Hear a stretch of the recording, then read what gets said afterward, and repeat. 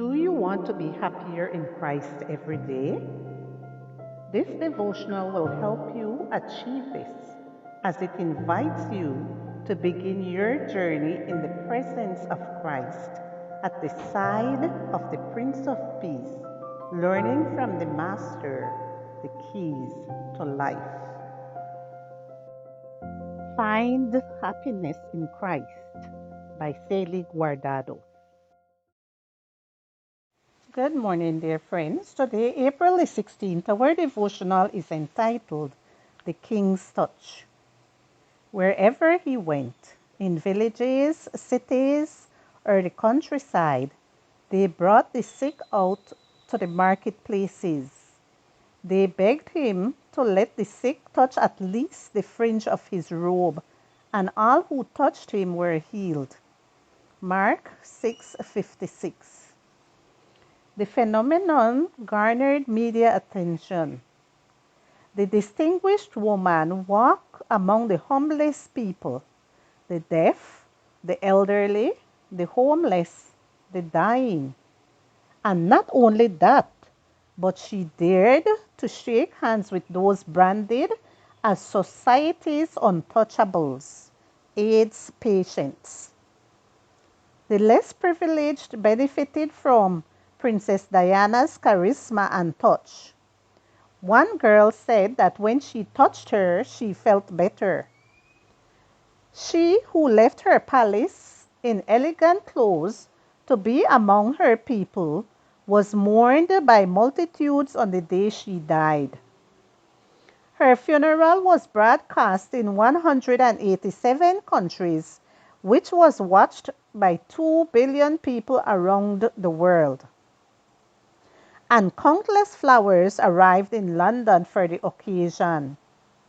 The People's Princess, as she was known, left her mark on the history of the royal houses for having broken protocols like no one before her.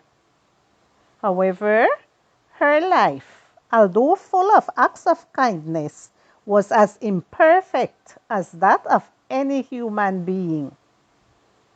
Can you imagine being able to shake hands with a royal? It would certainly be an exciting moment. Many years ago, there was a king who also left his palace, but humbly, without fancy clothes and without attracting the media. He mingled with his people, touched lepers, the untouchables of his day, ate with sinners, healed many sick people, and on the day he died, it was his own people who asked for his death. Few mourned him, and not many were grateful for his acts of kindness. Pilate called him the King of the Jews, but he wasn't just the King of the Jews.